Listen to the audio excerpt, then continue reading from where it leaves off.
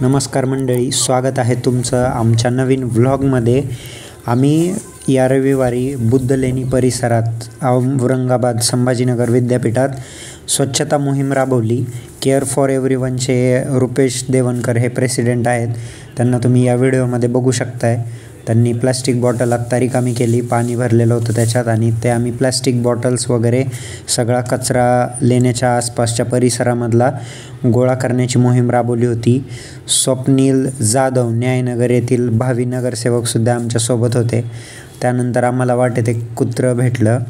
हे कुत्रं खूप क्यूट होतं आणि ते तिथं उन्हाला बसलेलं होतं, थंडीमुळं कदाचित गारठलं असेल, आणि ते जर लेण्यांपासून खाली उतरलं तर कदाचित मोठे कुत्रे जे आहेत त्याला त्रास देतात, त्यामुळं ते एकटं कोपऱ्याला बसून राहतं।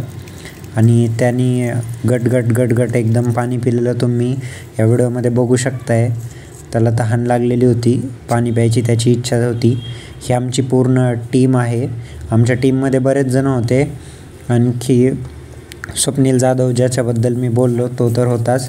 त्यानंतर आमचे रूम पार्टनर्स मित्र आशिष पवार आणि सचिन चव्हाण हे दोघं पण होते। आम्ही पूर्ण लेणी परिसर एकदम छान मारून व्यवस्थितरित्या प्लॅस्टिकचा जो काही कचरा आहे ज्याच्यामुळं त्रास होतो, तर त्या प्लॅस्टिकच्या कचऱ्याला गोळा केला आणि त्याची विल्हेवाट लावली। लेण्याच्या परिसरातील बराचसा भाग असा आहे जिथं जाणं कठीण आहे, अशा ठिकाणी देखील लोकांनी कचरा टाकलेला आहे। तुम्ही बघू शकताय आमच्या केअर फॉर एव्हरीवनचे प्रेसिडेंट रुपेश देवनकर हे अशा खालच्या भागात उतरून तिथलाही कचरा गोळा करत होते, आणि अशा भागातून कचरा गोळा करून आणणं हे जोखमीचं काम आहे अगदी।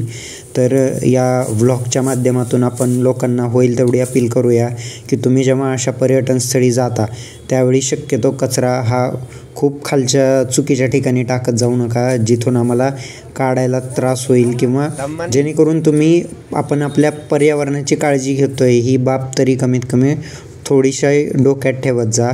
कचरा भरपूर होता, प्लॅस्टिकच्या बॉटल्स भरपूर होत्या, वेफर्स भरपूर होते, सोबतच जी कोणी मंडळी व्यसन करतात तर त्या मंडळींच्या विमल पान मसाला किंवा राजनिवासी असल्या पुड्या तिथं दिसत होत्या।